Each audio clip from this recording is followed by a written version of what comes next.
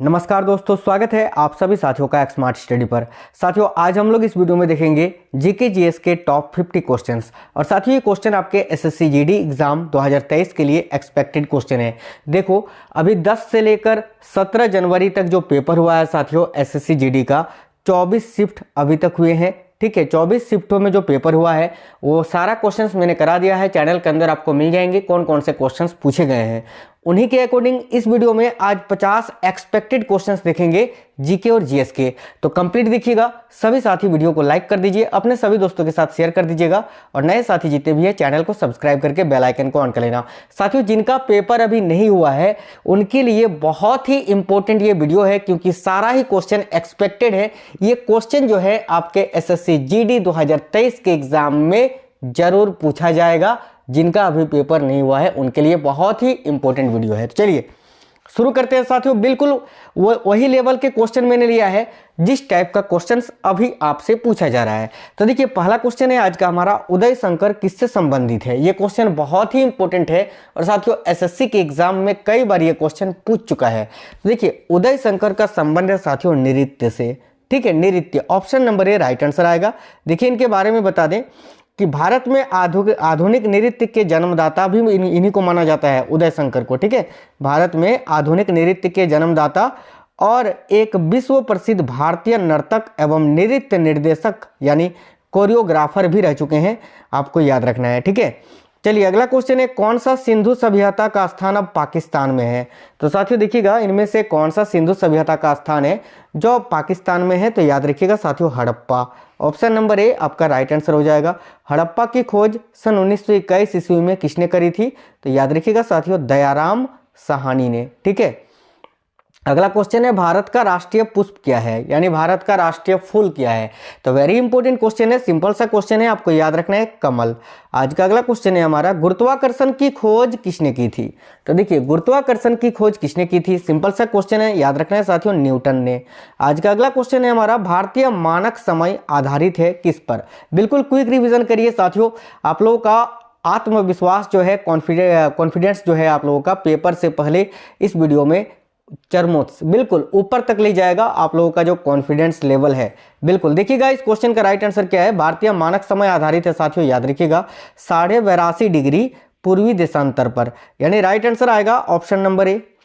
याद रखना 82, देखिए 82.5 डिग्री आपको याद रखना है। ठीक है, 82.5 डिग्री पूर्वी देशांतर पर। चलिए आज का अगला क्वेश्चन है हमारा, कौन सा राज्य है जो भारत के सबसे पूर्वी भाग पर स्थित है। तो याद रखना है साथियों, भारत का वह राज्य जो सबसे पूर्वी भाग पर अवस्थित है या स्थित है, तो वह है अरुणाचल प्रदेश। ऑप्शन नंबर ए आपका राइट आंसर है। अरुणाचल प्रदेश की राजधानी ईटानगर है और वर्तमान में अरुणाचल प्रदेश के सीएम कौन है। तो याद रखिएगा साथियों, पेमा खंडू जी। चलिएगा अगला क्वेश्चन है, राष्ट्रीय रक्षा अकेडमी कहाँ स्थित है। तो देखिए राइट आंसर आ जाएगा साथियों, ऑप्शन नंबर ए देहरादून में। साथियों, इस वीडियो के अंत में मैं एक क्वेश्चन भी आपसे पूछूंगा जो बहुत ही इंपॉर्टेंट है, और उस क्वेश्चन का आंसर आप लोगों को कमेंट बॉक्स में कमेंट करके बताना है। वो क्वेश्चन इस वीडियो के लास्ट में पूछूंगा आपसे। देखिएगा, संविधान के प्रारूप समिति के चेयरमैन कौन थे। तो देखिएगा, संविधान के प्रारूप समिति के चेयरमैन या अध्यक्ष कौन थे, ये पूछा गया है। तो साथियों याद रखिएगा, डॉक्टर भीमराव अंबेडकर जी। आज का अगला क्वेश्चन है हमारा, नींबू और संतरे में कौन सा विटामिन पाया जाता है। तो साथियों नींबू और संतरे ये खट्टे कुल के फल होते हैं और खट्टे फल में विटामिन सी पाया जाता है। तो विटामिन सी आपका राइट आंसर आ जाएगा। अगला क्वेश्चन है, लक्षद्वीप की राजधानी कहाँ है। तो देखिए, लक्षद्वीप भारत का एक केंद्र शासित प्रदेश है जिसमें कुल मिलाकर 36 द्वीप हैं, और लक्षद्वीप जो है साथियों ये अरब प्रायद्वीप में स्थित है। याद रखना, अरब प्रायद्वीप में। ठीक है, लक्षद्वीप की जो भाषा है वो है मलयालम, याद रखना मलयालम। और लक्षद्वीप की राजधानी है साथियों Kavaratti. Option number A right answer आएगा। अगला क्वेश्चन है, कालीबंगा में उत्खनन का कब प्रारंभ हुआ था, यानी कालीबंगा में उत्खनन जो है इसका प्रथम चरण जो है ये कब प्रारंभ हुआ था। तो आपको याद रखना है साथियों 1961 में, यानी 1961 में। देखिएगा, कालीबंगा का शाब्दिक अर्थ क्या होता है। तो साथियों देखिए, कालीबंगा का शाब्दिक अर्थ होता है काली चूड़िया। क्या होता है, काली चूड़िया। याद रखना, ये भी सिंधु घाटी सभ्यता स्थल है और ये कहाँ पर स्थित है, तो भारत के राजस्थान में। ठीक है, भारत के राजस्थान राज्य में। अगला क्वेश्चन है हमारा, कालीबंगा सभ्यता कितने वर्ष पुरानी है। तो देखिए, ये साथियों ये कौन सी सभ्यता से जुड़ी है? सिंधु घाटी सभ्यता से, और सिंधु घाटी सभ्यता आज से लगभग 5000 वर्ष पुरानी है। तो option number C right answer आएगा। अगला क्वेश्चन है हमारा, अर्जुन पुरस्कार की शुरुआत किस वर्ष हुई थी? तो देखिए अर्जुन पुरस्कार की शुरुआत साथियों 1961 से हुआ था। Option number C right answer आएगा। अगला क्वेश्चन है आज का, भारत में राष्ट्रीय आय का आकलन सबसे पहले किसने किया था? तो साथियों आपको याद रखना है, भारत में राष्ट्रीय आय का आकलन सबसे पहले दादा भाई नौरोजी जी ने किया था। इनको भारत का वयोवृद्ध व्यक्ति बोला जाता है, यानी the grand old man of India. आज का अगला क्वेश्चन है हमारा, WTO, ठीक है, वर्ल्ड ट्रेड ऑर्गेनाइजेशन, देखिएगा WTO का मुख्यालय कहाँ स्थित है? तो साथियों आपको याद रखना है ये जिनेवा में स्थित है। जिनेवा कहाँ है? तो स्विट्जरलैंड में। अगला क्वेश्चन है देखिएगा, मुद्रा आपूर्ति किसके द्वारा नियंत्रित की जाती है? तो साथियों याद रखना है, मुद्रा आपूर्ति जो है ये भारतीय रिजर्व बैंक के द्वारा नियंत्रित की जाती है, यानी RBI के द्वारा। अगला क्वेश्चन है हमारा, भारत में सबसे ऊंचा जलप्रपात कौन सा है? तो देखिएगा भारत में सबसे ऊंचा जलप्रपात है जोग जलप्रपात, और ये शरावती नदी पर स्थित है। याद रखना है शरावती नदी पर, कहाँ पर है? तो साथियों भारत के कर्नाटका राज्य में। चलिए इसको गरसोप्पा के नाम से भी जाना जाता है, याद रखिएगा गरसोप्पा, ठीक है। अगला क्वेश्चन है देखिएगा, जूट उत्पादन में सबसे प्रचुर प्रदेश कौन सा है? तो देखिएगा जूट उत्पादन में सबसे प्रचुर प्रदेश है साथियों अभी वर्तमान में भारत का याद रखिएगा पश्चिम बंगाल। और पूरे विश्व में पूछे कि पूरे विश्व में जूट का सबसे अधिक उत्पादन कहाँ होता है? तो साथियों याद रखना है बांग्लादेश, ठीक है। देखिए अगला क्वेश्चन है, निम्नलिखित में से कौन से देश पाक स्टेट से जुड़े हुए हैं? तो साथियों पाक स्टेट या पाक स्टेट से जुड़े हुए हैं साथियों भारत और श्रीलंका। याद रखिएगा option number B right answer आएगा। आज का अगला क्वेश्चन है, भारत में किस राज्य को चावल का कटोरा कहा जाता है? तो बहुत ही इंपॉर्टेंट क्वेश्चन है, आपको याद रखना है साथियों आंध्र प्रदेश को। Option number B right answer है। अगला क्वेश्चन है, ओजोन परत कहाँ पाई जाती है? तो देखिए ओजोन परत जो है वेरी इंपॉर्टेंट क्वेश्चन है, आपको याद रखना है साथियों समताप मंडल में पाया जाता है। समताप मंडल देखिए वायुयान वगैरह जो उड़ता है ना, वो किस मंडल में? तो यही समताप मंडल में, स्ट्रेटोस्फीयर इसको बोलते हैं इंग्लिश में। अगला क्वेश्चन है आज का हमारा, महात्मा गांधी का राजनीतिक गुरु कौन था? तो साथियों देखिएगा महात्मा गांधी जी के राजनीतिक गुरु कौन थे? तो याद रखना है साथियों Gopal Krishna Gokhale. Option number B आपका राइट आंसर है। अगला क्वेश्चन है, डेसिबल शब्द किससे संबंधित है? तो देखिए डेसिबल से क्या मापा जाता है साथियों? डेसिबल से ध्वनि की तीव्रता को मापा जाता है। तो ध्वनि राइट आंसर आएगा। ऑप्शन नंबर सी ध्वनि से संबंधित है। अगला क्वेश्चन है हमारा, अंग महाजन पद की राजधानी कहाँ थी? तो देखिए अंग महाजन पद की राजधानी थी साथियों चंपा में। याद रखिएगा Champa. Option number D right answer है। शांत घाटी किस राज्य में स्थित है? शांत घाटी जिसको द साइलेंट वैली कहा जाता है इंग्लिश में, तो ये शांत घाटी या साइलेंट वैली जो है ये कहाँ पर स्थित है? तो साथियों आपको याद रखना है केरल में। Option number B right answer है। भारत का केंद्रीय औषधि अनुसंधान संस्थान कहाँ स्थित है? तो देखिएगा भारतीय केंद्रीय औषधि अनुसंधान संस्थान जो है ये लखनऊ में है। औषधि के अलावा विष याद रखना, विष भी आपका लखनऊ में है, और वानस्पतिक भी जो है वह लखनऊ में है। अगला क्वेश्चन है साथियों देखिएगा, कृषि उत्पादों की कोटि किस प्रकार निर्धारित की जाती है? तो देखिए कृषि उत्पादों की जो कोटि होती है साथियों वो एग मार्क, याद रखिएगा एग मार्क पर निर्धारित की जाती है। एग मार्क साथियों ये खाद्य पदार्थों पर लगाया गया एक आश्वासन मुहर होता है, जिससे उसके गुणवत्ता यानी उसकी क्वालिटी, उस पदार्थ की क्वालिटी का पता चलता है। अगला क्वेश्चन है देखिएगा, इंसुलिन का आविष्कार किसने किया था? तो याद रखना है आपको इंसुलिन का आविष्कार किया था साथियों एफ बेंटिंग ने। एफ बेंटिंग याद रखिएगा, थोड़ा टाइपिंग मिस्टेक है। चलिएगा अगला क्वेश्चन है, अमेरिका की खोज किसने की थी? देखिएगा वास्को डी गामा ने भारत की खोज की थी, और आपको अमेरिका का यहाँ पूछा है तो कोलंबस आपको याद रखना है। तो ऑप्शन नंबर डी आपका राइट आंसर आ जाएगा। आज का अगला क्वेश्चन है हमारा, पित्त का स्रोत क्या होता है? साथियों आप लोग वीडियो को जरूर लाइक करते चलिएगा।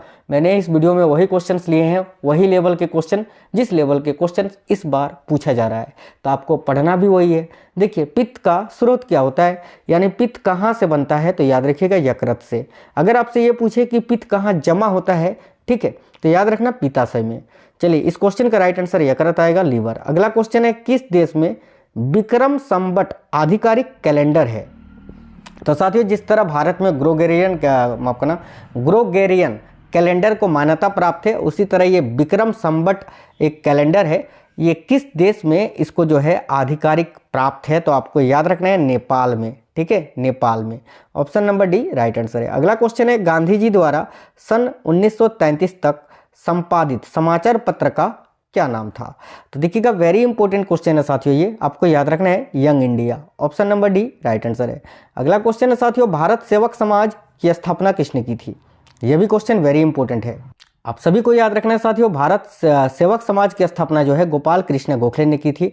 गोपाल कृष्ण गोखले जो गांधी जी के राजनीतिक गुरु थे। चलिए अगला क्वेश्चन है, उस विटामिन का नाम बताइए जो किसी भी मांसाहारी भोजन से या भोजन में नहीं मिलता है। तो साथियों इनमें से वो कौन सा विटामिन है जो किसी भी मांसाहारी भोजन में नहीं मिलता है? याद रखिएगा साथियों, vitamin D. Option number C आपका राइट आंसर आएगा। विटामिन डी का सबसे अच्छा स्रोत होता है, याद रखिएगा, सनलाइट यानी सूर्य का प्रकाश। चलिए अगला क्वेश्चन है, सूर्य के सबसे निकट में कौन सा ग्रह है? देखिए सूर्य के सबसे निकट में कौन सा ग्रह है? तो याद रखिएगा Budh. Option number B right answer है।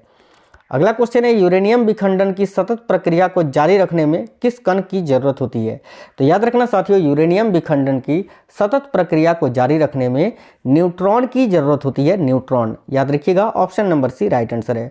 अगला क्वेश्चन है, पेट्रोल की स्फोटक, देखिएगा, पेट्रोल की स्फोटक रोधी गुणवत्ता को बढ़ाने के लिए निम्नलिखित में से किसे इस्तेमाल किया जाता है? तो याद रखना है आपको टेट्रा एथिलेड का, टेट्रा एथिलेड, लेड यानी सीसा। Option number A right answer आएगा, टेट्रा एथिलेड का।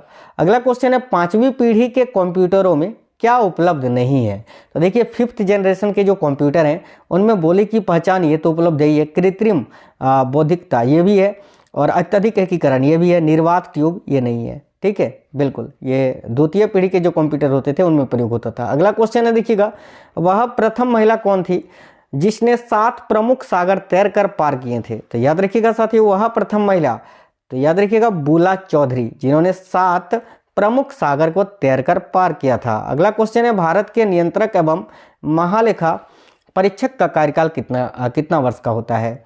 तो साथियों देखिएगा, भारत के नियंत्रक एवं महालेखा परीक्षक के कार्यकाल जो है वो 6 वर्ष का होता है, और अभी वर्तमान में भारत के भारत के नियंत्रक एवं महालेखा परीक्षक कौन है, यानी कैग, आप हमें कमेंट बॉक्स में कमेंट करके बताएंगे। ठीक है, चलिए मुर्मू है, लास्ट में उनका नाम मुर्मू है। ठीक है, लेकिन आपको पूरा बताना है, कमेंट बॉक्स में कमेंट करके बताइए। अगला क्वेश्चन है साथियों, देखिएगा, पंचशील के सिद्धांतों का प्रस्तावक कौन था? तो देखिएगा, पंचशील के सिद्धांतों का प्रस्तावक कौन था? तो आपको याद रखना है पंडित जवाहरलाल नेहरू। साथियों पंचशील समझौता जो है ये भारत और चीन के बीच में हुआ था, आप सभी को पता होगा। अगला क्वेश्चन है, मधुमक्खियों के प्रजनन एवं प्रबंधन को क्या कहते हैं? तो देखिएगा, बहुत ही इंपॉर्टेंट क्वेश्चन है साथियों, मधुमक्खियों के प्रजनन एवं प्रबंधन को एपीकल्चर कहते हैं। तो ऑप्शन नंबर डी इस क्वेश्चन का राइट आंसर आएगा। अगला क्वेश्चन है, युआन किस देश की मुद्रा है? तो देखिए युआन जो है साथियों ये चीन की मुद्रा है, और यहीं पर अगर आपसे येन पूछेगा, येन, तो ये जापान की मुद्रा है। ठीक है, अगला क्वेश्चन है, संतोष ट्रॉफी जो है ये किस खेल से संबंधित है? तो साथियों आपको याद रखना है संतोष ट्रॉफी का संबंध है फुटबॉल से। Option number A right answer आएगा। देखिएगा, आज का अगला क्वेश्चन है हमारा, कथकली शास्त्रीय नृत्य किस राज्य से शुरू हुआ था? यानी कथकली शास्त्रीय नृत्य जो है साथियों ये किस राज्य से संबंधित है? आपको याद रखना है केरल से। Option number D right answer है। अगला क्वेश्चन है, सबसे अधिक अपवर्तनांक वाला आंख का अंग कौन सा है? यानी आंख का वह अंग जिसमें सबसे अधिक अपवर्तनांक होता है। तो याद रखना है आपको lens. Option number A right answer आएगा। अगला क्वेश्चन है, जोजिला दर्रा ये किसको किससे जोड़ता है? देखिएगा, जोजिला दर्रा जो है साथियों जम्मू कश्मीर में स्थित है, जो श्रीनगर को लेह से जोड़ता है। Option number A right answer है। आज का अगला क्वेश्चन है हमारा, निम्नलिखित में से कौन सा स्थान है जो भारत में पुर्तगालियों का मुख्यालय था? तो देखिएगा, वह स्थान भारत का जहां पर पुर्तगालियों का मुख्यालय था, तो याद रखिएगा Goa. Option number A right answer है। आप सभी साथियों को याद रखना है, भारत को आज़ाद मिलने के बाद भी जो है गोवा पुर्तगालियों के अधीन बना रहा। गोवा को पुर्तगालियों से 1961 में आज़ादी मिली थी, आप सभी साथियों को याद रखना है। अगला क्वेश्चन है, निम्नलिखित में से किसको आरसीबी का कब्रिस्तान कहा जाता है? तो साथियों आरबीसी का कब्रिस्तान जो है, रेड ब्लड सेल, इसका कब्रिस्तान कहा जाता है, आपको याद रखना है प्लीहा को। ऑप्शन नंबर बी आपका राइट आंसर आएगा। साथियों ये 50 क्वेश्चन हमारे कंप्लीट हो गए हैं। आपको इस क्वेश्चन का आंसर जो है कमेंट बॉक्स में कमेंट करके बताना है कि विक्रमशिला विश्वविद्यालय का संस्थापक कौन था? देवपाल, हर्षवर्धन, शशांक या धर्मपाल? इन चारों में से ही एक आंसर आएगा। आप लोग सभी साथी कमेंट कर दीजिए इस क्वेश्चन का राइट आंसर क्या होगा। ये वीडियो कैसा लगा है साथियों? उम्मीद है कि बहुत ही अच्छा लगा होगा। अगर अच्छा लगा है तो सभी साथी अपने सभी दोस्तों के साथ शेयर कर दीजिए, वीडियो को लाइक जरूर कर देना। नए साथी अगर कोई भी आए थे तो चैनल को सब्सक्राइब कर लीजिए, बगल में बेल आइकन को ऑन करके ऑल पे जरूर क्लिक कर लेना, तभी आपको सारे क्लास की नोटिफिकेशन आएगी। तो मिलते हैं नेक्स्ट वीडियो में, तब तक स्वस्थ रहें। ऑल द बेस्ट सभी को। जय हिंद साथियों, वंदे मातरम।